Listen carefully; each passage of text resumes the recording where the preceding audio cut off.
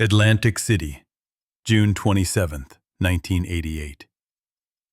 The convention hall is vibrating, not with excitement, but with a frequency that feels remarkably like panic. Inside the arena, 22,000 people are screaming, celebrities are jostling for seats, and millions are watching on pay-per-view. But if you look closely at the center of the ring, you see something that transcends sport. You see a man, Michael Spinks, who has never lost a fight in his life. An Olympic gold medalist. A man who has dismantled legends like Larry Holmes. Yet, in this moment, his eyes are wide, darting, frantic.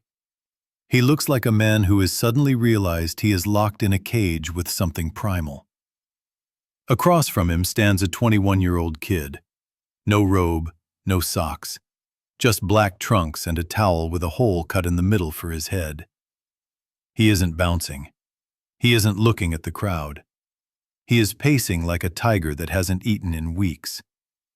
What happens in the next 91 seconds will go down as the most terrifying display of dominance in the history of combat sports.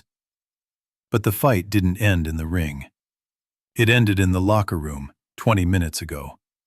And to understand the violence you are about to see, you have to understand the silence that preceded it. To understand Mike Tyson in 1988 is to understand a force of nature that had no off switch. At 21 years old, he was already the heavyweight champion of the world. He had money, fame, and power. But he also had a void. A massive, gaping hole left by the death of his mentor and father figure, Cus D'Amato. Without Cus, the discipline was fraying. The anger, which had been channeled into a laser beam, was starting to become a wildfire. People around Tyson that night said he was different, darker. Before the walk-in, in the locker room, Tyson's manager, Bill Caton, came in to tell him that Michael Spinks' manager was forcing a delay. They were arguing about Tyson's gloves. They claimed there was a bump in the taping. It was a mind game. An old boxing trick designed to make the young champion sit, wait, and get cold. To make him overthink. It was a fatal miscalculation. Instead of cooling down, Tyson began to boil. He paced his small dressing room. The air grew heavy. The sound of his breathing became a rhythmic warning. When the officials finally cleared the gloves, Tyson turned to his trainer, Kevin Rooney. He didn't say, "I'm ready." He didn't say, "Let's go." According to legend, he punched a hole in the plaster wall. Not a dent, a hole. The sound was like a gunshot. "Ah!" He turned to Rooney and said, "I'm going to hurt this guy."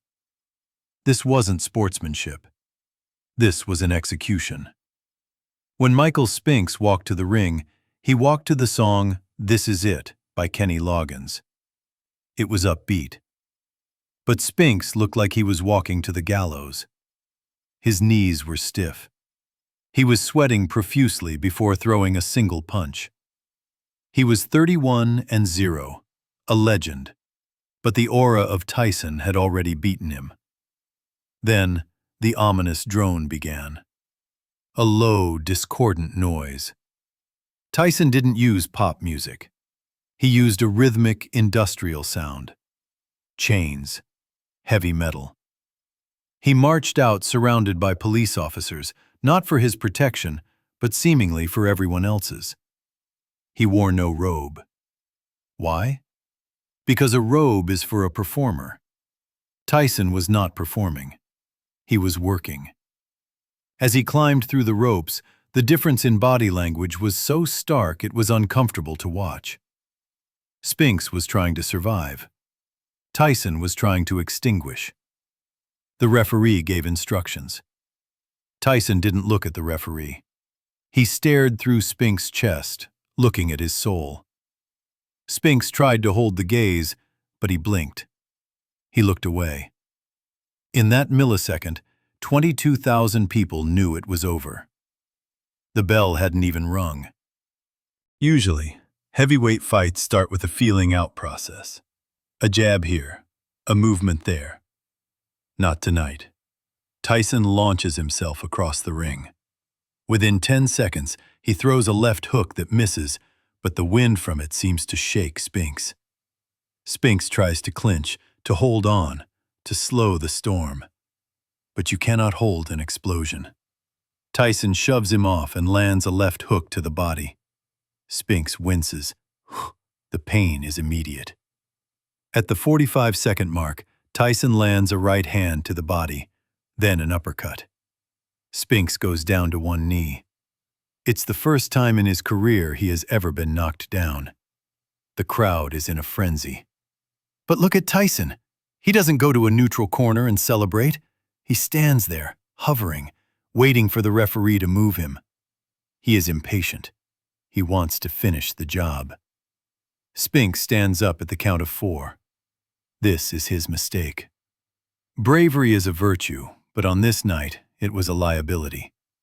The referee asks if he wants to continue. Spinks nods.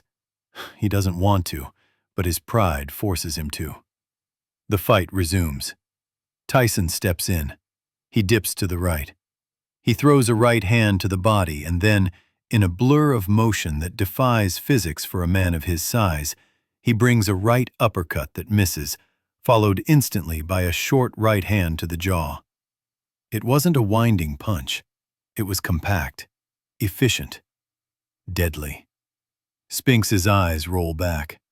His legs turn to liquid. He falls backward, his head bouncing off the canvas. His arms are splayed out.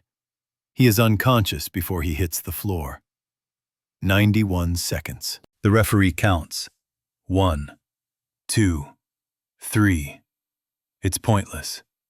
Michael Spinks isn't in Atlantic City anymore. He is lost in the dark. The fight is waved off. Mike Tyson is the undisputed heavyweight champion. He has just earned $22 million in 91 seconds. That's roughly $241,000 per second. But as his hand is raised, look at his face. There is no joy. There is no smile. There is only a terrifying intensity. He speaks to the reporter afterwards, his voice high and lisping, contrasting with the violence he just inflicted. He dedicates the fight to his manager. He speaks of technique. But the world saw something else. They saw a man who had stripped away the sport of boxing and revealed its raw, brutal core. Michael Spinks never fought again. How could he? How do you go back to being a mortal man after you've stood in front of a natural disaster? For Tyson, this was the peak. This was the moment he became the baddest man on the planet. But it was also the beginning of the end. Because when you reach a level of dominance where opponents are defeated by your reputation alone, you stop growing. You stop training with the same hunger. You start to believe your own myth. That night in Atlantic City, Mike Tyson proved that fear is a tangible weapon. He showed that a fight is 90% psychological and only 10% physical. He broke Michael Spinks in the locker room. He broke him during the walk-in. He broke him during the stare-down. The punches were just the formality. The punches were just the paperwork. Years later, Tyson would say he was scared to death every time he walked into the ring.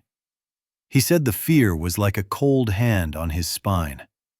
But he learned to harness it, to turn that fire outward so it burned the other guy instead of him.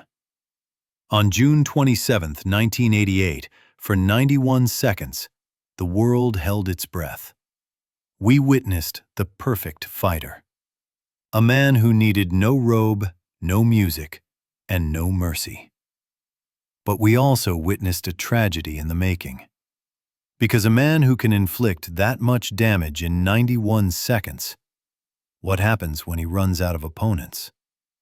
What happens when the only person left to fight is himself? That 91 seconds was the highest peak of Everest. And from the top of Everest, there is only one way to go: down.